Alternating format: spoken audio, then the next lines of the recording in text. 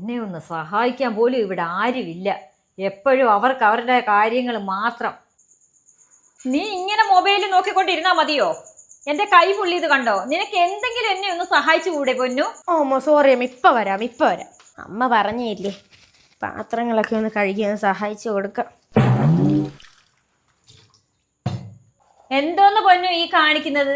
ഇത്രയും വെള്ളം ഒഴിച്ചിട്ടിരിക്കണ ഈ സോപ്പിനകത്ത് നിന്നോടൊരു പാത്രം കഴുകാൻ പറഞ്ഞാണോ നീ ഇങ്ങനെ ചെയ്യുന്നത്? അമ്മ, അത് ഞാൻ പരസ്യത്തിൽ കണ്ടിട്ടുണ്ട്. ഒരു ബൗള് നിറച്ച് വെള്ളം എടുത്തു കഴിഞ്ഞാൽ നമുക്ക് പാത്രം കഴുകാൻ പറ്റും. അതാ അമ്മ ഞാനങ്ങനെ ചെയ്ത്. നിനക്ക് പറ്റത്തില്ലെങ്കിലേ നീ ചെയ്യണ്ട, നീ ഇട്ടിട്ട് പോ. എന്നാ ശരി, ഞാൻ പോവാ.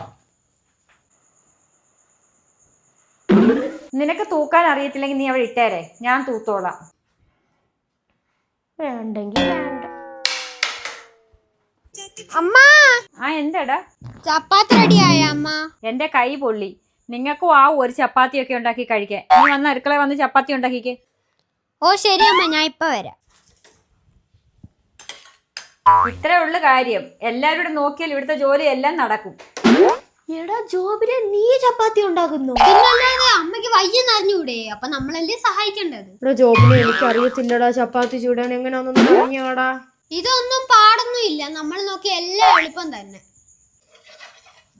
കൊള്ളാലോ. അപ്പം വേണമെങ്കിൽ ചെക്ക വേരിലും കായ്ക്കും.